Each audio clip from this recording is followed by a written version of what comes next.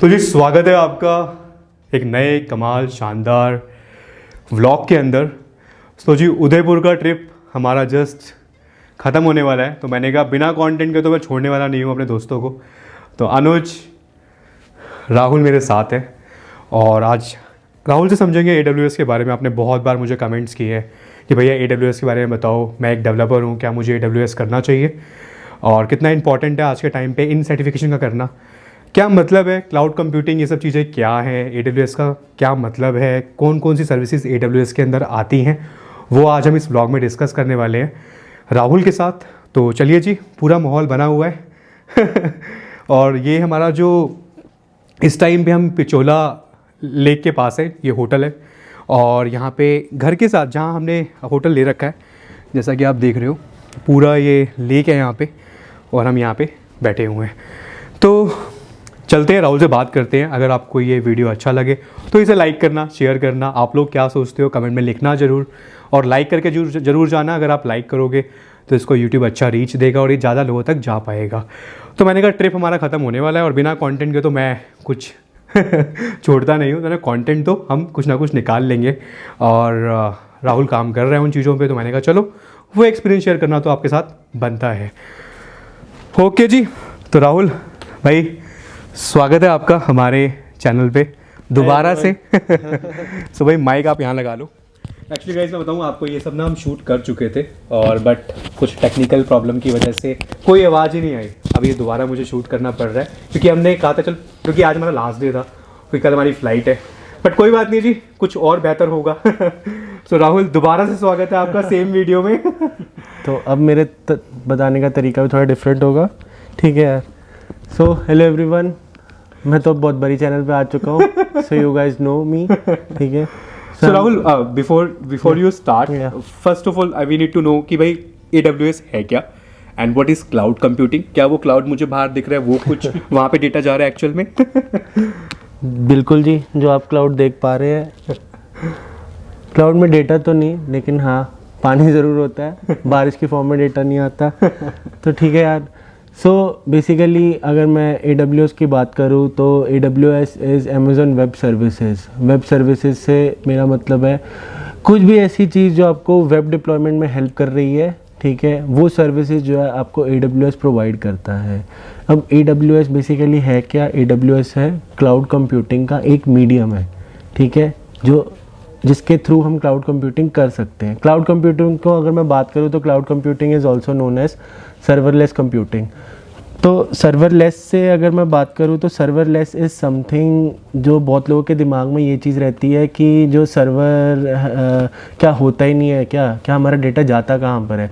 तो सबसे पहले तो एक मिथ बस्टर ये है कि डेफिनेटली हमारा कोई सा भी सर्वर है, भले आप गूगल पे सर्च कर रहे हो, भले आप बिंग पे सर्च कर रहे हो, याहू पे सर्च कर रहे हो, each and everything is somewhere someone placed in a server. Serverless से हमारा क्या मतलब है कि हमारे को उस पर्टिकुलर चीज़ के अंदर कुछ भी कॉन्फ़िगरेशन इतने एक्सटेंसिव लेवल में नहीं करनी पड़ती है। तो जैसा कि मैं अगर बात करूं, हमारे को AWS सर्विसेज कौन सी प्रोवाइड करता है, ठीक है। तो अब जैसे कि CI/CD हम बोलते हैं, ठीक है, इंटीग्रेशन वगैरह बहुत सारी चीज़ें डिफरेंट होती हैं, ठीक है। अब उसको इंटीग्रेट करना है, हमारे को क्या करना पड़ता है, डेडिकेटेड मशीन लेनी पड़ती है, उसमें GoDaddy, HostGator, बहुत सारी चीज़ें हैं, वो हमारे को कॉन्फ़िगर करो, ईमेल एड्रेसेस कॉन्फ़िगर करो वगैरह वगैरह, ठीक है। और अलग से हमारे को डेटाबेस सेटअप करना पड़ता है कि किस में है, मोबाइल सपोर्ट कैसा होगा, एक्सेट्रा एक्सेट्रा। अब अगर मैं बात करूं कि AWS की, तो अगर हम नॉर्मल वेबसाइट की बात करें तो वो स्टार्ट होता है हमारा लॉगिन में। तो जो लॉगिन ऑथेंटिकेशन मैकेनिज़्म है वो जो है हम AWS की किस सर्विस से यूज़ कर सकते हैं, वो बेसिकली IAM से यूज़ कर सकते हैं और कॉग्निटो यूज़ कर सकते हैं उसके अंदर। और भी 2-3 है, लेकिन जो मैं कॉग्निटो जो बता रहा हूँ वो दैट इज़ कि वो हमारे को ऑथेंटिकेशन और ऑथराइजेशन की चीज़ें प्रोवाइड करता है, ठीक है। अब नेक्स्ट जो सर्विस की मैं बात करता हूँ वो बात है कि हमारा डेटा बेसिकली पड़ा कहाँ पर होगा, ठीक है, ये सर्वर कहाँ पे सेटअप होगा। जो हमारा सर्वर बेसिकली सेटअप होगा वो EC2 के अंदर होगा, इलास्टिक कंप्यूट कैश है। तो अब जो सर्वर सेटअप करने से बेसिकली मेरा मतलब ये है कि आप जो है जो लाइनेक्स हो गया, या कौन सा आपको ऑपरेटिंग सिस्टम चाहिए, कितनी रैम चाहिए, और क्या CPU रहेगा, क्या भी जो भी एंडलेस कॉन्फ़िगरेशन जो है, अगर हम डेडिकेटेड मशीन लेते हैं तो वो उसके अंदर रिजिड रहती हैं, ठीक है।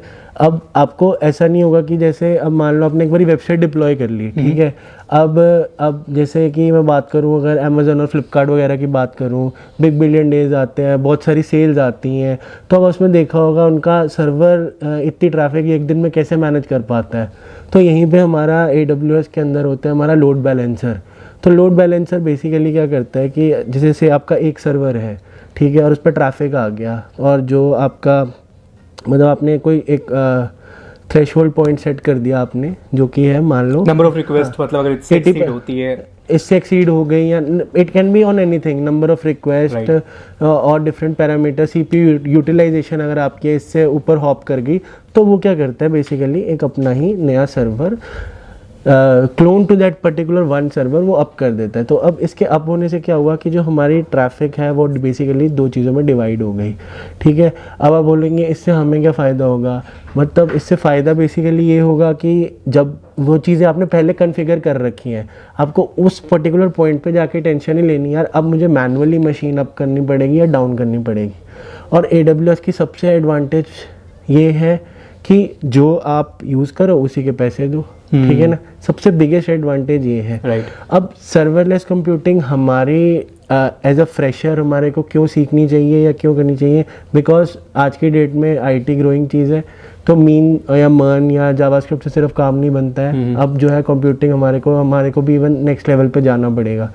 तो अब इसमें क्या है कि जैसे आपके कोई भी प्रोसेसेस हैं वेब डेवलपमेंट में जो कि इतने फ्रिक्वेंटली नहीं यूज़ हो रहे हैं from a user perspective, user जो है उन फीचर्स को या उन मॉड्यूल्स को इतनी जल्दी नहीं करता, या फिर आपको क्या करना है कि किसी पर्टिकुलर मॉड्यूल जो कि कॉम्प्लेक्स कैलकुलेशन है, उसमें कॉम्प्लेक्स प्रोसेसिंग है, उसके अंदर आपको बहुत क्विकली फास्ट करना है। जैसे कि मैं एक एग्जांपल देता हूँ, आप मतलब हमने प्रोजेक्ट में इम्प्लीमेंट किया था, आप एक OCR वर्ड है, ठीक है, ऑप्टिकल कैरेक्टर रिकॉग्नाइजेशन, तो मैं ज़्यादा डिटेल नहीं दे पाऊँगा। तो उसमें बेसिकली हम इमेजेस को क्लीन अप करते हैं, जिससे कि क्या होता है कि जो भी इमेज में नॉइज़ है या कुछ भी वर्ड फजी हैं वो उसको डिटेक्ट कर लेता है, जैसे गूगल लेंस है, समथिंग लाइक दैट। वो हम कैसे अचीव कर पाते हैं इतनी जल्दी कि मतलब जैसे क्लाइंट को भी फ़ोटो अपलोड करे, हम उसके अंदर से टेक्स्ट निकाल के दे देते हैं।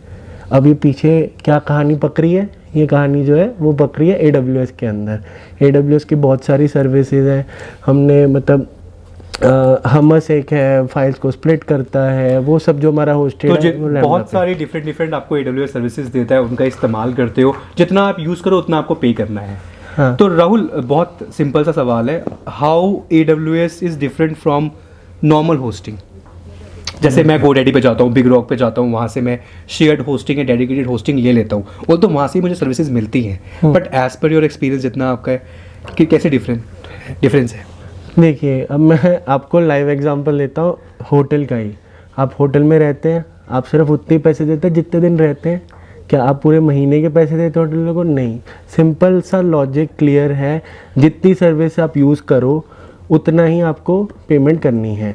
तो अब जो डेडिकेटेड सर्वर्स होते हैं ना हमारे, अब क्लाउड जो है बेसिकली दोनों के यूजेज पे डिपेंडेंट है।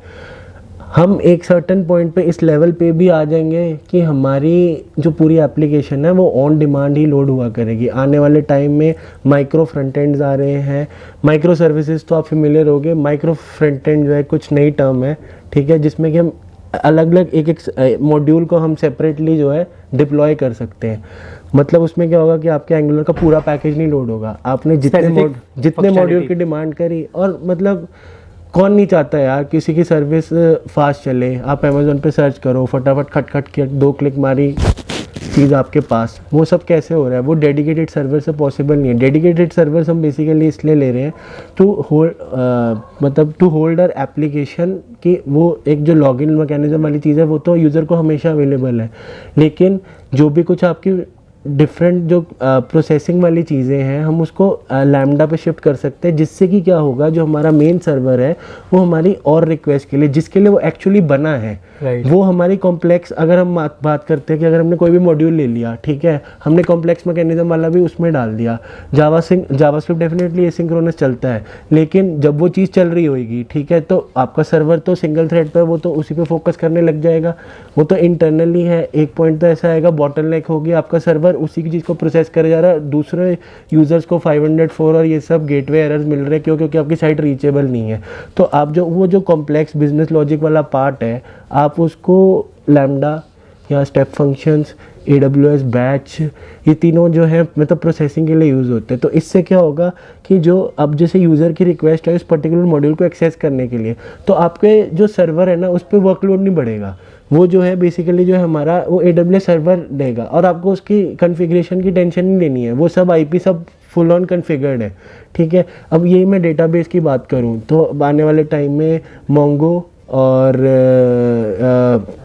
इवन अब जो AWS ने DynamoDB दे दिया, ठीक है, DynamoDB दे दिया है, जिससे कि आप जो है जो हमें बोलते हैं स्ट्रक्चरलेस टेबल होता है, हमने अभी तक मोंगो सुना था और बहुत सारे सुने थे, अब AWS सब कुछ खुद दे दिया है। आने वाले टाइम में AWS सब कुछ दे देगा। और अगर मैं इसकी बात करूँ, AWS ही इकलौता वो नहीं है जो अभी मार्केट में है, आप लोगों ने Azure भी सुना होगा। मैं AWS पे इसलिए फोकस कर रहा हूँ बिकॉज इन अ मंथ और 2 I am going to give a like certification on like AWS में सर्टिफिकेशन, अभी उसका एग्ज़ाम वगैरह जो भी है वो देने जा रहा हूँ। तो बस मतलब एक्चुअली जो राहुल से हमें चीज़ें सीखने को मिल रही है, समझने को मिल रही हैं, ज़्यादा जो है इनका प्रैक्टिकल एक्सपीरियंस है, तो वो सारे जो एग्जांपल्स दे रहे हैं वो प्रैक्टिकल इन्होंने इंप्लीमेंट किए हैं अपने प्रोजेक्ट्स के अंदर जो इनकी कंपनी में है। बाकी थ्योरी वाइज तो आपको गूगल में बहुत कुछ मिल जाएगा जहाँ पे आप बहुत ज़्यादा कंफ्यूज हो जाओगे। और इवन मतलब मैं ये जितने भी सर्विसेज की बात कर रहा हूँ, S3 है, फिर आपका बेसिकली CDN आ गया, कंटेंट डिस्ट्रीब्यूशन नेटवर्क होता है, जो आपकी इमेजेस है, कैसे आप डिफरेंट रिमोट लोकेशन पे बैठ के भी, आपकी वेबसाइट इंडिया में होस्टेड है, स्टिल वो US में कितने अच्छे तरीके से खुल जाती है। CDN डेफिनेटली और भी चीज़ें प्रोवाइड करता है, मतलब CDN वाली सर्विस और भी प्रोवाइड कर देंगे, पर AWS का पे for what you get, simple सी बात है। और इवन कि मैं ये भी बोलूँगा कि Azure भी है, ठीक है, और इसमें RDS है आपका, बहुत सारी इवन टेक्स्ट टू स्पीच है, जैसे कि आपने कुछ भी टेक्स्ट किया आप उसको सिमिलर फॉर्म में, ऑडियो फॉर्म में सुन सकते हो, ठीक है। उसका मतलब मैं थोड़ा टेक्निकल टर्म्स में जा रहा हूँ, ठीक है, क्योंकि ये जरूरी है। तो अब ऐसा आप समझोगे कि इसमें मैंने बहुत सारी सर्विसेज का एक साथ दे दिया, तो ये जो है ये समुंदर है AWS, इसमें एक एक मॉड्यूल में हम लोग multiple I think services use हो रही है इटसेल्फ। हाँ, डेडिकेटेड वीडियोस बनानी पड़ेगी in order to explain you better कि एक पर्टिकुलर सर्विस जो है उसको हम किस तरीके से तोड़ मरोड़ के, मतलब अब मैं S3 की बात करूं, S3 में भी आपको पता है हम लोग डेटाबेस जो है वो स्टोर कर सकते हैं, बट S3 की डिसएडवांटेज जो बेसिकली यही है कि उसका जो रीडिंग और राइटिंग मैकेनिज्म है वो उतना फास्ट नहीं होता है, उसके लिए we have to switch on RDS। तो ऐसे जो इनसाइड वाली चीज़ें हैं ये आप लोगों को तभी आती हैं जब प्रैक्टिकल नॉलेज हो।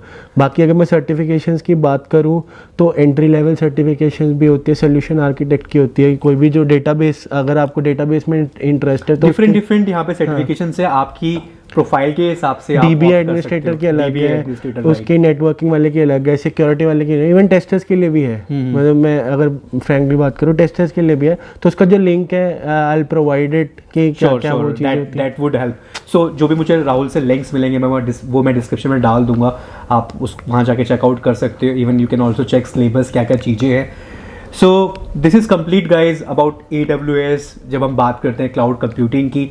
बट येस, जो सर्विसेज मिल रही हैं वो बहुत ज़्यादा यूजफुल है, इसीलिए आजकल जो कंपनीज हैं AWS की तरफ जा रही हैं। Anything else Rahul you want to add? बाकी मतलब हमारी इस वीडियो में हमारी ज़्यादा बात AWS पे हुई है, तो मतलब क्या एक डेवलपर को करना चाहिए ये certification? What is your thought? Definitely over the period of time, मतलब आप 2-3 साल अगर फ्रेशर हो, अपने करियर में घुस गए हो, आपको स्ट्रेट फॉरवर्ड, क्योंकि आपको अपनी जावास्क्रिप्ट ये मीन वगैरह चीज़ें सीखनी है, बट आपको अल्टीमेटली जैसा कि हम हर वीडियो में कहते हैं लॉन्ग टर्म आपको डेवलपमेंट नहीं करनी है। You will be in a position कि आप प्रोजेक्ट का आर्किटेक्चर खड़ा कर रहे हो, तो उसके लिए आपको ये टर्म्स Understanding इन सब चीज़ों की किस होनी तरीके से काम करता है, ठीक है। बहुत सारी चीज़ें थी पहले, जेंकिंस वगैरह हुआ करते थे, अब आजकल वो थोड़े साइड पे हो गए CI/CD के लिए, और नई चीज़ें आ रही हैं, मतलब डेवलप हो रही हैं। तो AWS I would say it's a must, लेकिन after some period of time when you basically जो आप उसमें जो आपकी फ्रंट एंड वाली चीज़ें उसमें आप चैम्प, अगर मतलब औरों की नज़रों में नहीं, आपको खुद को पता रहता है आप चैम्प हो रहे हो, अब मैं नेक्स्ट जो है AWS को पकड़ूँ या कुछ लोगों के लिए Azure, that depends upon you guys. So all depend requirement कि आप किस कंपनी में काम कर रहे हो, उनकी रिक्वायरमेंट क्या है। सो जी राहुल ने हमें 15 साढ़े 15 मिनट दे दिए हैं। नॉर्मली इतनी हमारी बात होती नहीं है, जब हम किसी ट्रिप पे जाते हैं तो खाली हम ऑफिस की बात बहुत कम करते हैं और ट्रिप को एंजॉय करते हैं। बट अब ट्रिप हमारा ख़त्म जस्ट हो गया है, कल की फ़्लाइट है हमारी। बट मैंने कहा चलो AWS के ऊपर आपने बहुत बार रिक्वेस्ट किया था, तो मैंने कहा एक वीडियो तो बनता है, राहुल से मैं ज़रूर उसका एक्सपीरियंस इस वीडियो में आपके साथ शेयर करना चाहूँगा। तो आई होप गाइज ये वीडियो आपको काफ़ी हेल्प करेगा। और बाकी और मतलब डिफरेंट सर्विसेज पे डेडिकेटेड वीडियोस चाहिए तो अजय जी को पकड़िए। नहीं इस वीडियो पे एम करते हैं 2000 लाइक्स का। अगर आप कर देते हो तो मैं राहुल को जल्दी चैनल पे लेके दोबारा आऊँगा और हम कोशिश करेंगे कुछ आप लोगों के लिए प्लान करने का। Thank you so much Rahul for your time. Thank you so much.